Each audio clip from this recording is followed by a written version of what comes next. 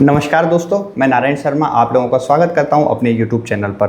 आपसे मैंने बात हुई थी एक शॉर्ट वीडियो के माध्यम से कि मेंस में किस तरीके से करना है, क्या करना है। तो उसके लिए बहुत सारी चीज़ें तो नहीं, बट कोशिश करूंगा कि ऐसा अपने एक्सपीरियंस से आपको बता सकूं कि मेंस में आपको क्या करना है और क्या नहीं करना है, ये भी मैं क्लियर कर दूँ। नंबर 1, हमें क्या करना है, हमें सबसे ज़्यादा राइटिंग प्रैक्टिस पे बहुत ज़्यादा ध्यान देना होगा। क्यों देना होगा? क्योंकि जब मैं बात करता हूँ एक ही दिन में मुझे 2 पेपर लिखने होते हैं, सुबह की शिफ्ट में, शाम की शिफ्ट में, तो कहीं ना कहीं मेरे लिए एक चैलेंज भरी बात होती है। ठीक है, और ये तभी हम इसको फुलफिल कर सकते हैं जब तक हमने लिखा ना हो और प्रैक्टिस ना की हो। ठीक है, और अभी हमारे पास टाइम भी है कि हम कर सकते हैं इस चीज़ को, तो उसको प्रैक्टिस में कोशिश कीजिए, लग जाइए जब रिजल्ट आ चुका है। दूसरी चीज़, कोशिश कीजिए ज़्यादा से ज़्यादा आंसर राइटिंग करने की। ठीक है, नए नए क्वेश्चनों पर विचार करने की कि इसको इस तरीके से हो सकता है। प्लस जो करंट के मुद्दे हैं उनको कोशिश कीजिए कि पुराने मुद्दों में जोड़ने की। समझ गए ना? मैं जैसे कि अभी आपको एक रिसेंटली मैं एक एग्जांपल के थ्रू बात करूं तो स्टेट ऑफ हार्मोन्स की बात आती है, तो आईआर में क्वेश्चन बन सकता है कि किस तरीके से संबंध स्थापित किए जा सकते हैं। ठीक है ना? अमेरिका इजराइल का जो भी है वो पूछा जा सकता है। ठीक है ना? तो इस चीज़ को समझिए, ये क्वेश्चन उठाया जा सकता है। ठीक है, पॉलिटी में भी बहुत सारे चेंजेस हुए थे, उनको भी थोड़ा सा ध्यान दीजिए कि किस तरीके से कौन सी चीज़ें उठाई जा सकती है। क्लियर? तो वो थोड़ा ध्यान देना पड़ेगा, क्योंकि करंट को जोड़ना बहुत ज़रूरी है और वही एग्जामिनर का एक पॉइंट ऑफ व्यू रहता है कि स्टूडेंट किस तरीके से कैसे कैसे सोच रहा है।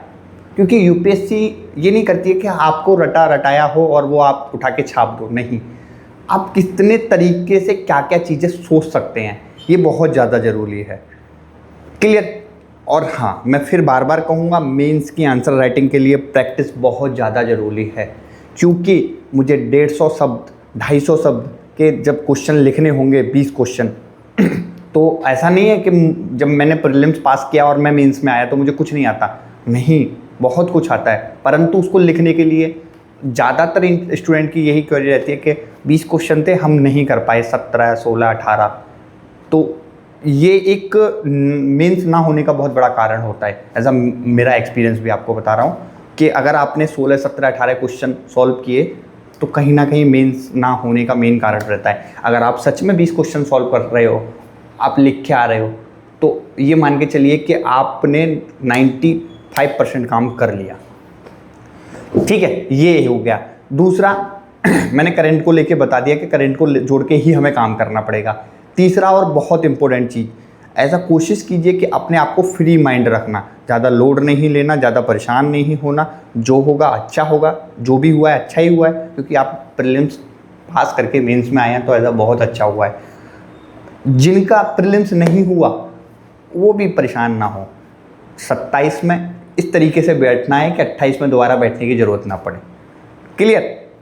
तो मेंस वाले आप लोग प्लीज़ कोशिश कीजिए कैसे कैसे क्या करना है, क्योंकि मैं आपको बता देता हूँ, जिन बच्चों का प्रीलिम्स नहीं हुआ उनका मेंस बहुत अच्छा है। और वो मेंस में ये नहीं आप समझना कि उनका प्रीलिम्स नहीं हुआ तो उनको कुछ नहीं आता, नहीं, बहुत कुछ आता है। परंतु उनका प्रीलिम्स नहीं हुआ वो ठीक है, परंतु जब मेंस की बात आती है तो वो बहुत कुछ करके बैठे होते हैं मेंस के लिए। तो मैं आपको बस यही बताऊंगा कि कैसे करना है, क्या करना है, और जो बताया उसको बहुत ज़्यादा ध्यान से करिएगा, क्योंकि ये बहुत अच्छी चीज़ है। 3 चीज़ जो मैंने क्लियर की हैं उसी पे ही ध्यान देना है। ठीक है, फिर मिलते हैं आगे और वीडियोस के साथ में। तब तक के लिए नमस्कार दोस्तों। ठीक है।